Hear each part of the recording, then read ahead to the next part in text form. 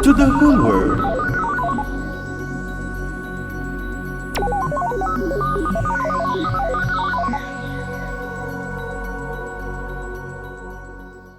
Magandang gabi po sa ating lahat, sa ating mga taga-subaybay, higit lalo sa Pure Gospel to the whole world, sa ating mga taga-panood. Ako pala si Pastor Robert Maglente. Ako po'y nanggaling sa probinsya ng Siquijor, hallelujah, at ako po'y napadpad dito sa Manila upang maghanap po ng trabaho. Pero hindi po natin pwedeng baliwalain ang pagtawag sa atin ng ating Panginoong Diyos, sapagkat kung siya na po ang tatawag sa atin ay hindi na po natin pwedeng baliwalain, sapagkat siya po ang pinanggagalingan ng ating mga buhay. So nagsimula po ang aking ministry dito po sa Baritan sa taong 2018 ng isa po sa ating mga kasamahang pastor dito po sa Kamanaba area. Ako po ay kanyang sinama doon po sa ating mga kapatid po na talagang pinandidirihan ng lipunan dahil po sa kanila ay sila po ay nalulong sa ipinagbabawal na gamot. Kasama ko po dito sa gawain na ito upang ma-establish natin ang gawain dito po sa Malabon.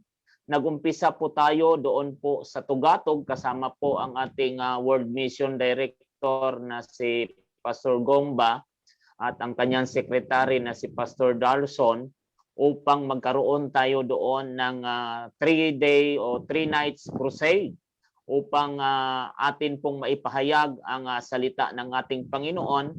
Pero tunay na ang piliin mong dako ay hindi talaga matutupad, sapagkat ang Diyos ang magdadala sa atin sa lugar kung saan nais niya na doon itayo ang kanyang banal na gawain. Dito po sa Baritan ay naitayo po ang gawain dito noong September 2, 2019. Glory to God. So mag 2 years na po ang gawain dito po sa Baritan.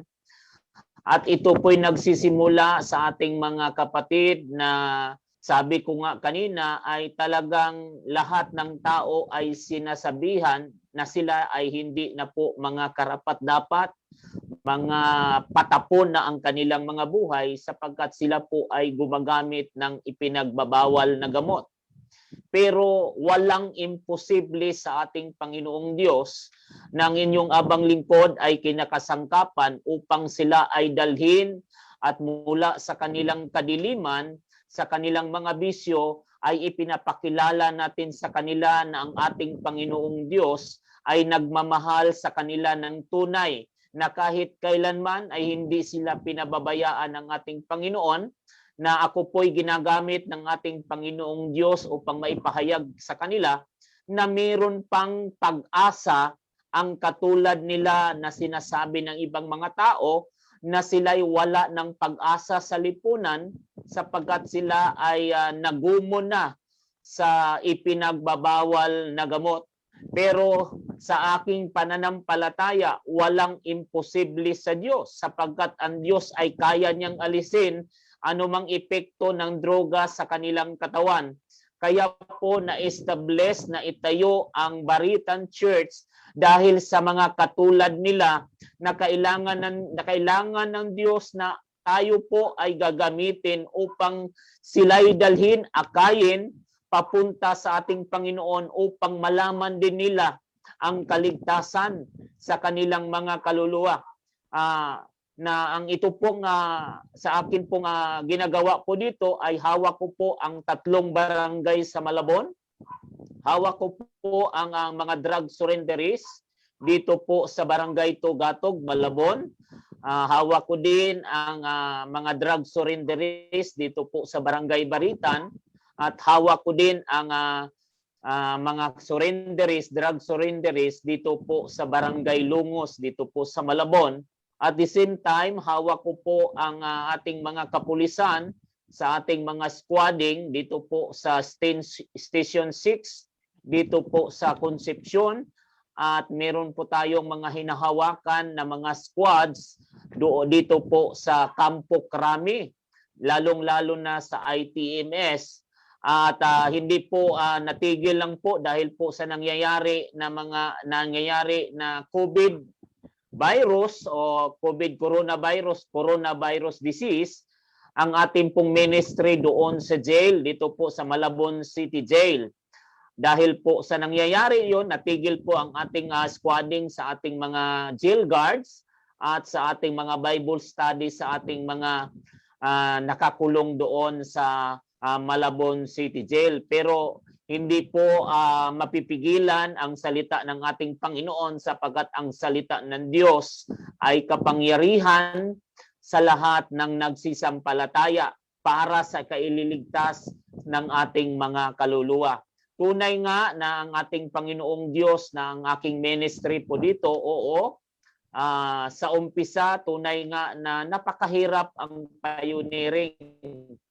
Pero sabi ko nga, kung dinala ako ng Panginoong Diyos dito po sa Baritan, ay mayroong napakaganda at malaking plano ang ating Panginoon para sa mga kaluluwa na malapit po dito sa Baritan at sa mga malalapit na mga barangay dito po sa Baritan, Malabon, upang sila ay dadalhin at akayin patungo sa kaligtasan, higit lalo upang makilala nila ang ating tunay at totoong Diyos na ang ating Panginoong Hesus Kristo. Pastor Robert, yes po. Nais ko po kayong muling tanungin, follow-up question. How Sige interesting it is kung paano po ba kayo napasok diyan sa ministry ng mga drug surrenderies at sa ministry ng jail ministry. Yes po. At ganun din po sa squadding sa Camp Crame. Go ahead po. Yes.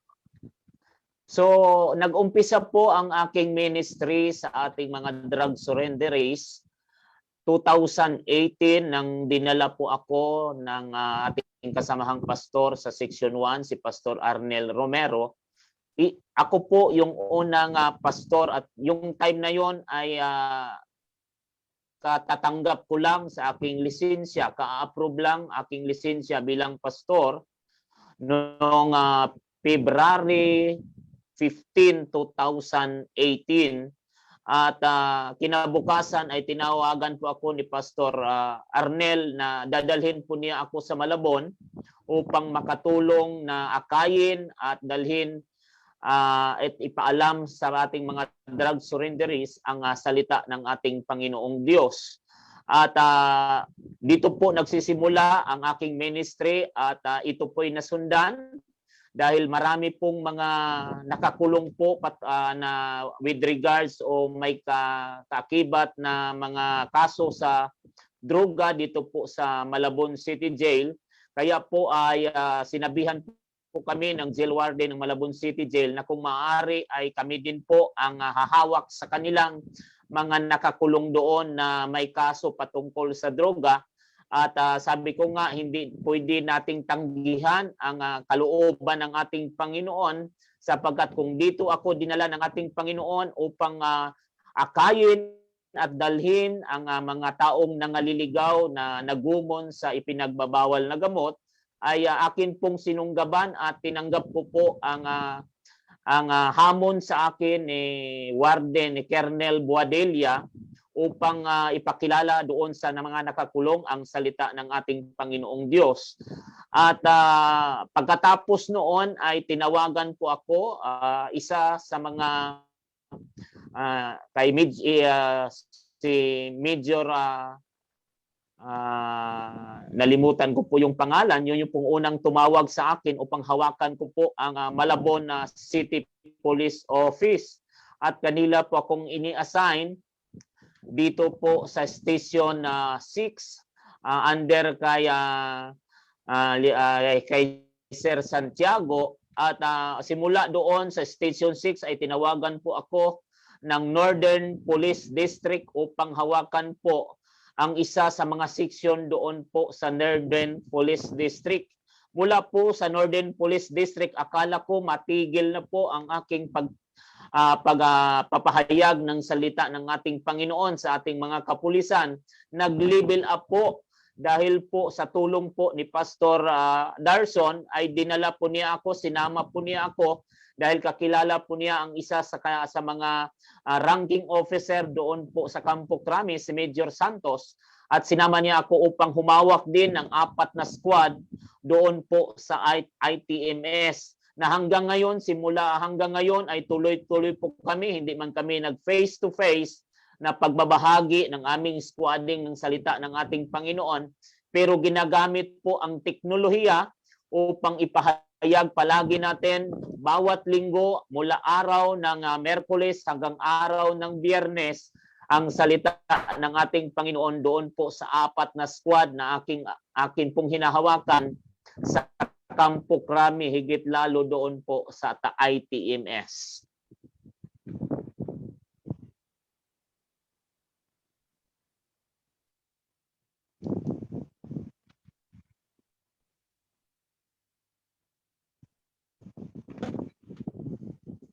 Are you done? Okay, sa oras Yes na po. ito, without further ado, pero bago natin siya introduce, Pastor Robert, baka alam ko maraming mga taga Malabon ang nakikinig ngayon sa broadcast Yes na ito. po. Maaari niyo po bang sabihin sa amin kung saan po ang inyong exact address diyan sa lugar ng Baritan, Malabon? Matatagpuan po natin ang United Pentecostal Church, Baritan Apostolic Pentecostals sa 355 General Luna Street, Baritan, Malabon City. Kami po ay napalagitnaan ng Baritan PLDT at ng harap po kami ng Metro Gasoline Station po. Amen. So yan po ang address ng ating kapatid ang gagawa sa lugar ng Baritan. So, sa oras na ito, sa walang pagtatagal, nais po namin ipakilala sa inyo ang ating guest speaker. Walang iba kundi si Pastor Robert Maglinte ng Baritan, Malabon. Praise God. Hallelujah.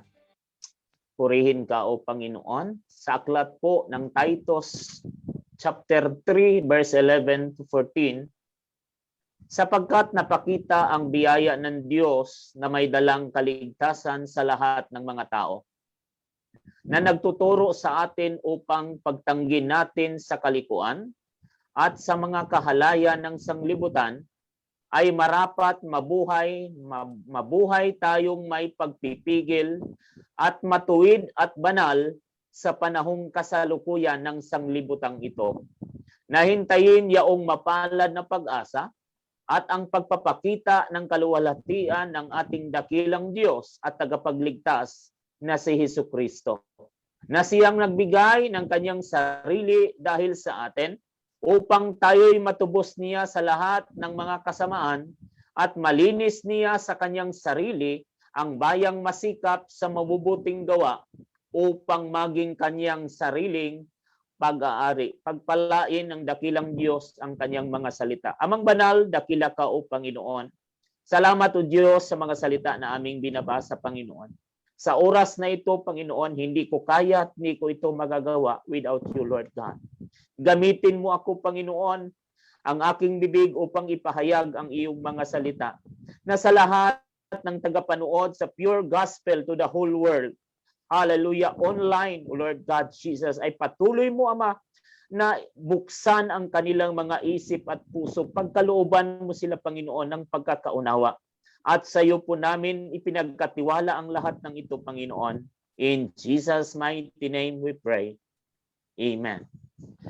So, hayaan niyo po, mga kamanggagawa at sa ating mga taga-subaybay, sa ating mga taga-panood online, nadalhin ko po ang salita ng ating Panginoon sa pangalan ng ating Panginoong Hesukristo na pinamagatang, salvation is not automatic. So ang kaligtasan ay hindi po automatic na matatanggap ng tao. Sapagkat ang kaligtasan ay ang dakilang plano ng Diyos sa sangkatauhan. Nakaplano na ang pagliligtas ng Diyos sa bawat isa sa atin. Sa kanyang plano, kasama nito na ibinigay sa atin ang kanyang bugtong na anak. Hindi niya ipinagkait sa atin ang kanyang bugtong na anak upang sinumang sumampalataya ay hindi mapahamak bagkus magkaroon ng buhay na walang hanggan. Ang ating Panginoon, hallelujah, hinubad niya ang kanyang pagiging hari. Nag-anyong alipin, nagkatawang tao, isinilang sa pinakamababa na uri ng lugar. Ang hallelujah, lugar na kung saan nandun ang mga hayop, kainan ng hayop, ito po yung manger, na kung saan nandun po ang mga tae ng hayop, mapanghi dahil nandun din umiihi ang mga hayop, doon isinilang ang hari ng mga hari at ang Panginoon ng mga Panginoon. Upang hindi siya ang paglingkuran, kundi upang ang tao ay kanyang paglilingkuran. Iligtas, hallelujah, mula sa sumpa ng kamatayan dahil sa kasalanan. Ginawa niya ang lahat, dinala niya ang kaharian ng Diyos sa bawat puso ng tao. Upang ang lahat na makapakinig ay makamtan nila ang kaligtasan. Hindi lahat ng tagapakinig ay ginagawa at sinusunod ang kalooban ng ating Panginoong Diyos. Dahil sa pag-ibig ng Diyos sa atin, isinakripisyo ang kanyang sarili na tayo ang gumawa ng kasalanan. Dapat tayo ang parurusahan. Pero inako at inamin ng Panginoong Hesus ang kasalanan ng lahat ng tao sa sanglibutan upang mapasa atin ang kaligtasan. Tinanggap niya ang lahat ng palo. Tinanggap niya ang lahat ng mura. Tinanggap niya ang lahat ng batok, pagsipa, suntok, latigo, lahat ng hirap, ng bigat, ng krus na kanyang pinapasan. Ang uhaw, ang pagod at ang hapdi, maligtas lamang ang katulad natin. 2,000 years ago, ibinigay ng Diyos sa atin ang biyaya ng kaligtasan. Marami tayong naririnig na ang kamatayan ni Jesus Christ sa krus ay automatic na makakamtan ng bawat tao ang kaligtasan. Marami pong naliligaw sa ganito pong pag-iisip, sa ganitong pag-uunawa, dahil akala nila nang ang kamatayan ni Jesus Christ sa cross ay automatic pong matanggap ng tao ang kaligtasan na wala silang ginagawa ng anuman. So kung ibig sabihin kung automatic po ang kaligtasan na ibinigay ng Diyos sa atin, dapat wala na pong pastor, dapat wala na pong ibanghilista, dapat wala na pong nangangaral ng salita ng Panginoon. Mananatili tayong magkakasala, mananatili tayong gagawa ng anumang mga bagay na labag sa ating Panginoon sapagkat ligtas na nga tayo. Pero hindi ganon. Hindi ganon ang kaligtasan. Nagtiis ang ating Panginoon, pero ibinigay sa atin ang biyaya ng kaligtasan, pero kailangan ng tao na pagtiisan natin, tanggapin natin, alisin natin ang mga bagay na nagpapahirap sa atin upang sundin natin ang katwiran at kalooban ng ating Panginoon. Sabi nung iba, iligtas ka na kasi namatay na si Jesus sa krus. Kung ganon, bakit kailangan pa nating maghirap na magbasa ng Biblia? Bakit kailangan pa tayong mag-fasting? Bakit kailangan pa tayong mananalangin kung talagang ang sakripisyo ni Lord doon sa cross 2,000 years ago ay hindi na natin kailangan naman nagsisampalataya tayo, magsisisi tayo, sundin ang kanyang mga salita. Pero hindi ganon ang nais ng ating Panginoon. Sinabi ng ating Panginoong Diyos, hallelujah, na hindi lahat tumatawag Panginoon, Panginoon ay maliligtas at makapasok sa kaharian ng langit. Marami kasing nagsasabi, hindi ko naman nalilimutan ng Diyos. Nananalangin ako, sumasamba din naman ako minsan, pero hindi palagi, pero hindi ko nalilimutan ang Diyos. Palagi siya nasa puso ko, palagi siya nasa isip ko. Kung ganun po ang sinasabi, dapat nakikita ito sa pamumuhay, nakikita ito sa gawa, at nakikita ito sa pananalita. Sapagkat kung ganung tao ang nakikita natin, pero hindi naman nabago ang kanyang klase ng pamumuhay, ibig sabihin, wala sa kanya ang espiritu ng ating Panginoon. Ibig sabihin, hindi pa niya natanggap ang biyaya ng kaligtasan na libreng kaloob ng ating Panginoon.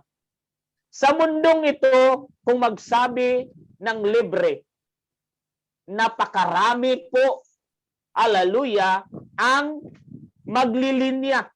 Napakarami po ang pipila, mag-aagawan pa, magtutulakan pa upang makakuha sila ng libre. Pero may libreng ibinibigay sa atin ang Panginoon. Iyan ang kaligtasan. Pero kahit sino man, wala pong pumipila upang tanggapin ang kaloob na biyaya ng kaligtasan ng ating Panginoon. Kailangan pa nating puwersahin ang tao upang pakinggan ang salita ng ating Panginoon. Ganon tayo minahal ng ating Panginoong Diyos.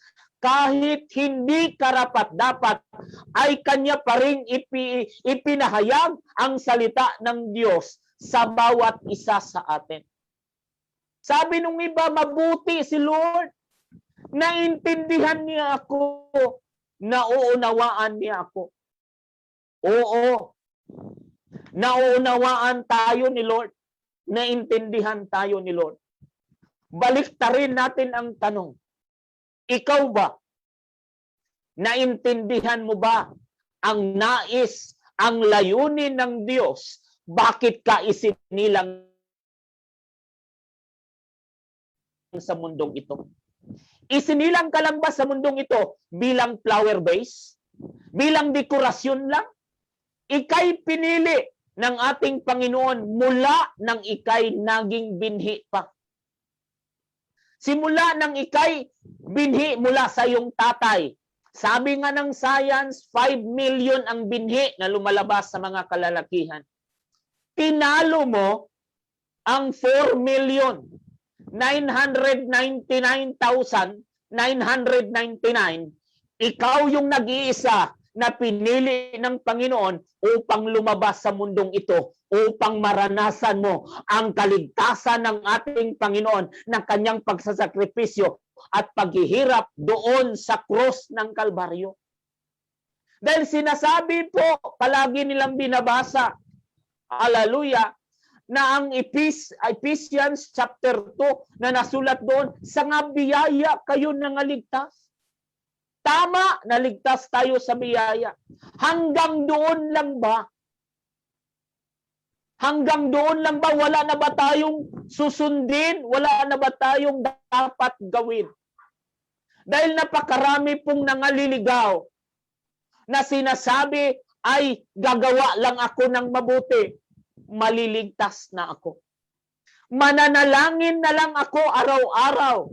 Maliligtas na ako. Tatawag ako sa Panginoon sapagkat nasusula.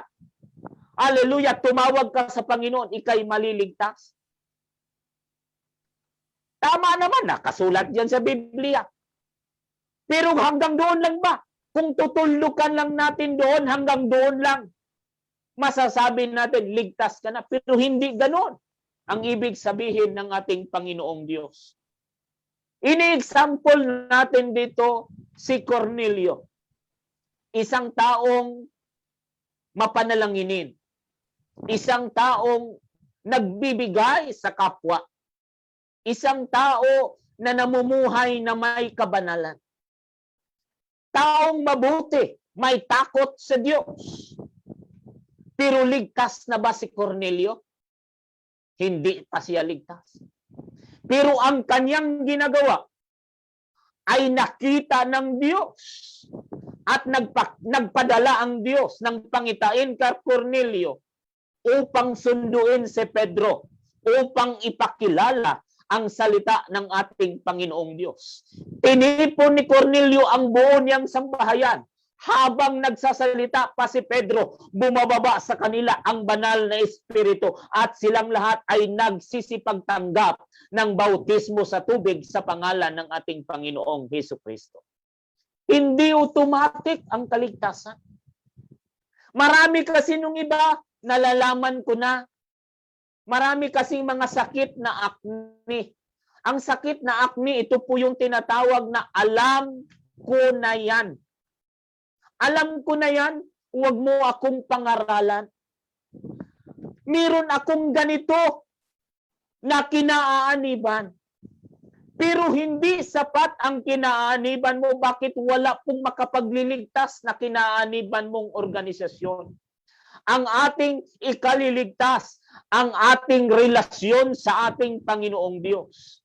Sapagkat ang tao ay lumayo sa ating Panginoon sa pamamagitan ng kasalanan. Tayo ang lumayo sa Diyos. Pero ang kamatayan ng ating Panginoon sa krus, ang kanyang pagkabuhos ng kanyang dugo upang ibalik tayo sa tamang daan, upang maging siya ay tulay natin, ang kanyang dugo tulay natin between man and God. Dahil kung wala ang dugo ng ating Panginoon, kailanman hindi tayo makakalapit sa ating Panginoong Diyos. Huwag nating sabihin automatic ang kaligtasan. Sapagkat ang kaligtasan pinaghirapan ng ating Panginoong Diyos. Hallelujah! Lahat ng palo, lahat ng latigo na kanyang natanggap doon sa mga sundalo ni Pilato, tiniis niya lahat sapagkat tayo ang kanyang ililigtas. Ang kanyang pasakit doon sa krus, ilang oras siyang nakabitin upang iligtas tayo sa ating mga kasalanan. Sabi nung iba, okay na yan, nanampalataya naman ako eh. Tama, pananampalataya para sa ating ikaliligtas. Kung pananampalataya lang na walang gawa, wala ding silbi ang pananampalataya na yan. Patayan o baog, hindi yan manganganak. Para kang nagtatanim ng buto ng siniguelas na kahit anong gawin mo ay kailanman hindi yan tutubo.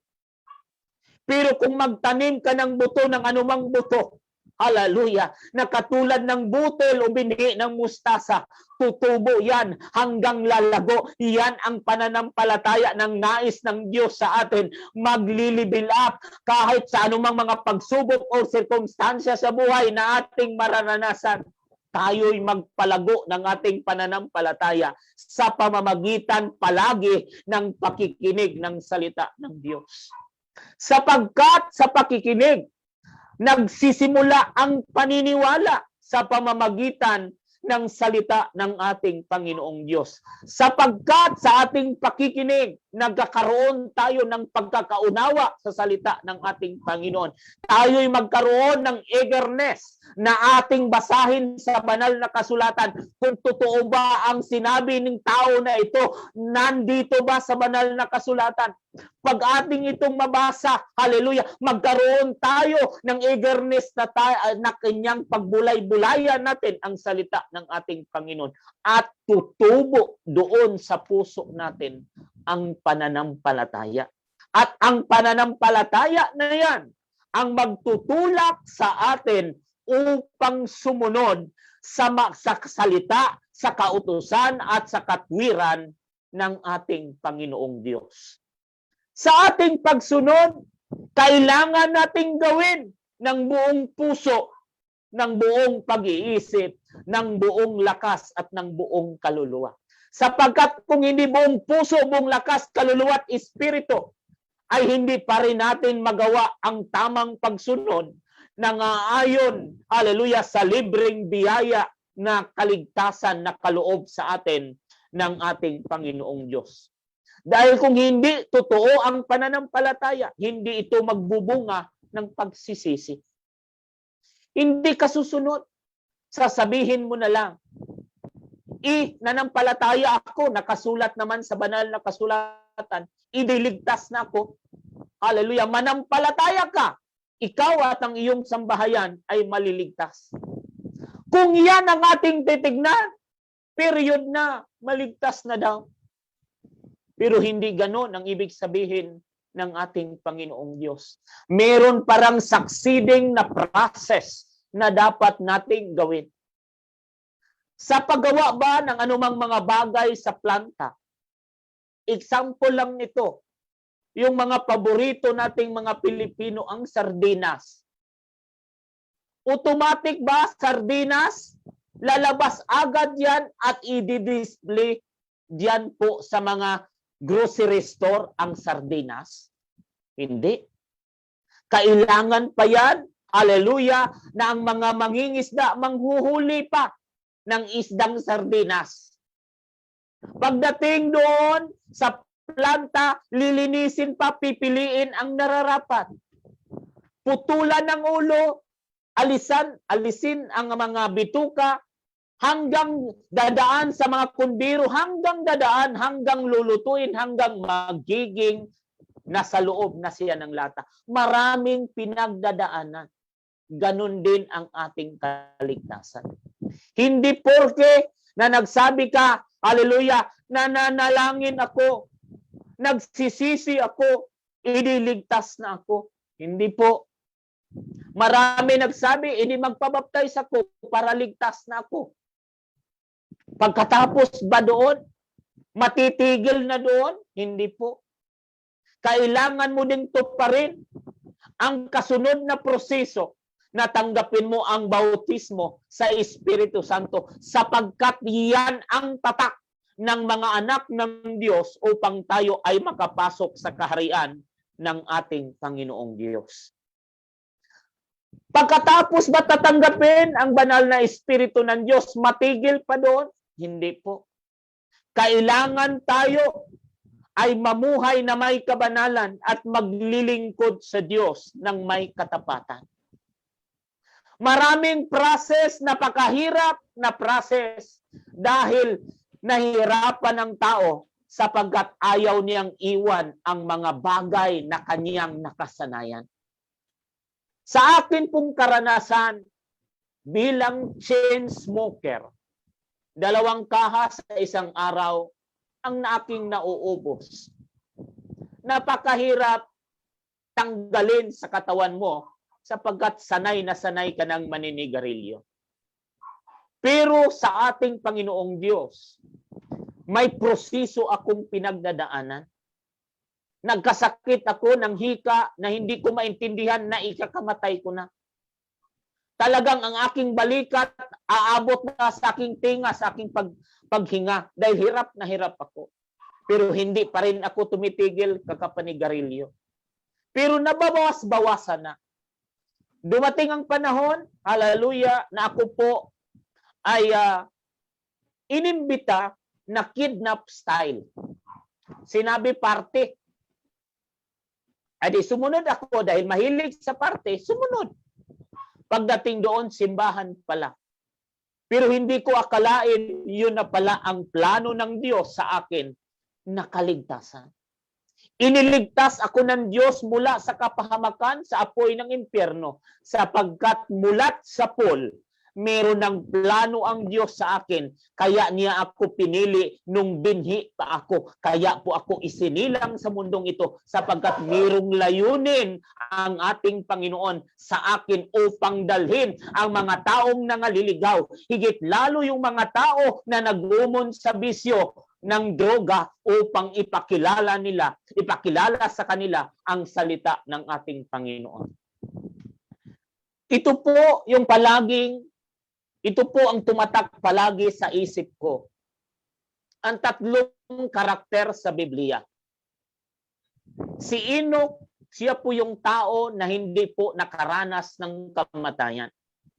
May preaching dito ng title, Walk of Faith, patungkol kay Enoch. Siya ay lumalakad na may pananampalataya sa Diyos. Kaya siya ay hindi nakakaranas ng kamatayan.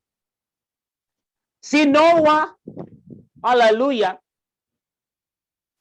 ay isang preaching, nalimutan ko yung pastor na nag-ano dito, yung tinatawag sa preaching niya, work with faith.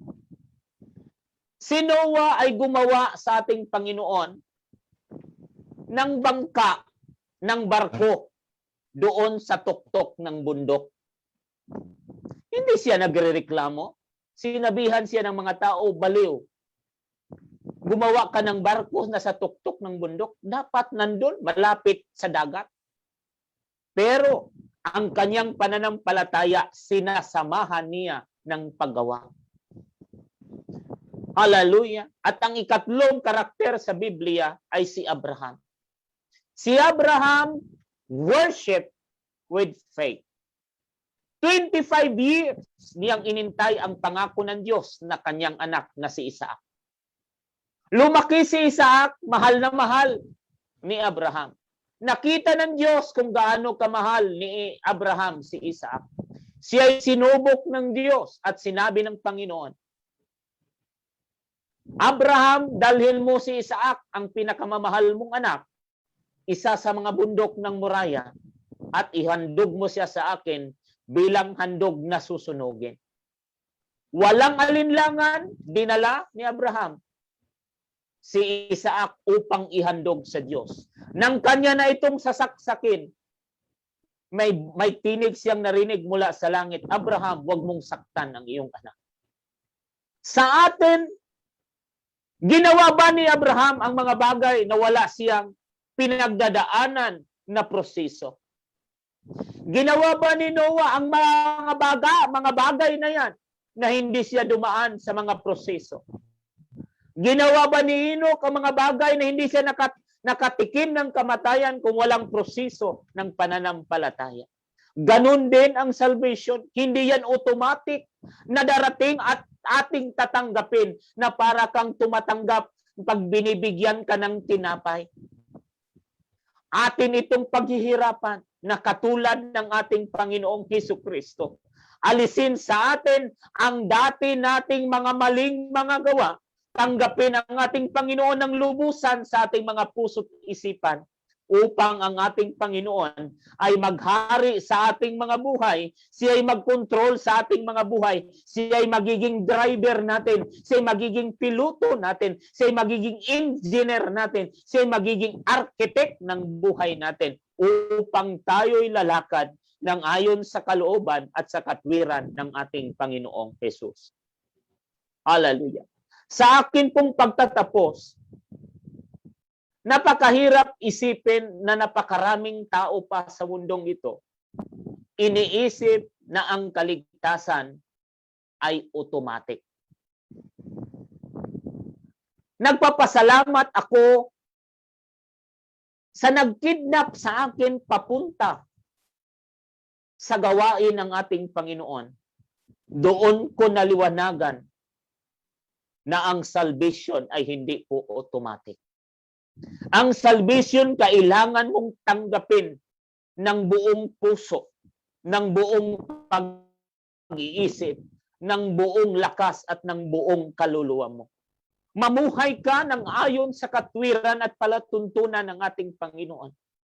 Aalisin ng Diyos ang mga bagay na nagbibigay sa iyo ng kasalanan upang ikay mahihain sa harap ng ating Panginoon bilang haing buhay, banal na kaaya-aya sa Diyos na siya nating katampatang pagsamba. Salvation is not automatic. We must walk with faith. We must work with faith. And we must worship with faith. Ang ating dakilang Panginoong Hesus, ang kanyang sakripisyo sa krus ng Kalbaryo ay magiging baliwala kung ang isip ng tao ay hindi pa rin sila maliliwanagan, hindi pa rin nila maunawaan bakit naghihirap ang ating Panginoong Hesus sa krus ng Kalbaryo. Upang iunat niya sa bawat isa sa atin ang kaligtasan na dapat nating hawakan upang maalis sa atin ang mga bisyo na nagpapahirap sa atin, mga kalayawan, mga bagay na inihain ng sanglibutan. Yakapin mo ang kaligtasan kaloob ng ating Panginoon. Hindi lang sa pamamagitan ng pananampalataya, kundi tuparin mo sa pamamagitan ng pagsisisi at pagtalikod sa iyong mga kasalanan. Tanggapin mo ang bautismo sa tubig sa pangalan ni Jesus. Nasain mo, haleluya, na ikaw makapagsalita ng iba't ibang wika sa pamamagitan ng bautismo sa Espiritu Santo, mamuhay ng may kabanalan at maglilingkod sa Diyos. Haleluya, na may katapatan hanggang sa kanyang pagbabalik. Sapagkat ang kaligtasan, ang biyaya ng kaligtasan ay hindi automatic. Ito'y pinaghihirapan ng ating Panginoong Diyos doon sa krus ng Kalbaryo. Kailangan natin itong tanggapin, alisin ang mga bagay na nagpapahirap sa atin upang tanggapin, hallelujah, ang salita ng ating Panginoong Diyos. Tandaan natin, nandirito ang magnanakaw, nandirito ang diablo, nandirito si Satanas at ang kanyang mga kampon na mga demonyo upang patayin ang ating pananampalataya, upang nakawin ang nakalaan ng Diyos para sa atin, upang puksain ang pag-asa na nasa atin na kay Kristo Jesus. Salvation, hawakan mo ngayon sapagkat baka darating ang panahon, hallelujah, na hindi mo na masusumpungan ang Diyos. Hindi ka napapakinggan ng ating Panginoon. Habang may panahon pa, hallelujah, habang masusumpungan mo pa ang ating Panginoon, habang pinapakinggan ka pa ng ating Panginoon, iniunat na sa iyo ang kamay ni Lord upang dalhin sa iyo ang kaligtasan. Tanggapin mo, hallelujah, sundin mo ang proseso ng kaligtasan upang mapasayo at ang ating Panginoon magsasabi sa iyo, welcome, my good and faithful servant. Ipuputong sa iyo ang korona ng buhay na walang hanggan. Pagpalain ng dakilang Diyos ang kanyang mga salita. Dakilang Ama, makapangyarihang Diyos, walang katulad ka, O Panginoon, sa aming mga buhay. Salamat po, Panginoon, sa aming pagbabahagi ng iyong mga salita. Tulungan mo ang tagapakinig, Panginoon, na kanilang maunawaan na ang kaligtasan ay hindi po automatic. Tulungan mo sila, Panginoon, na dadaan sa proseso ng kaligtasan, Panginoon. Salamat po ng marami, O Lord God, na sa pribilehiyong ito, hallelujah, sa pure gospel to the whole world, ng iyong abang lingkod ay nakapagbahagi po ng iyong mga salita. Pagpalain mo po ang bawat isa sa amin. Si Sir Gumba, si Sir Hallelujah, si Sir Darson, si Sir Ariel, si Sir Kenneth, Lord God. Pagpalain mo palagi ang kanilang mga buhay. Ingatan po sila palagi, Panginoon. Sa iyo, Ama, ang lahat ng papurit pasasalamat. Yes, Lord. In Jesus' Hallelujah, name. Jesus. Amen.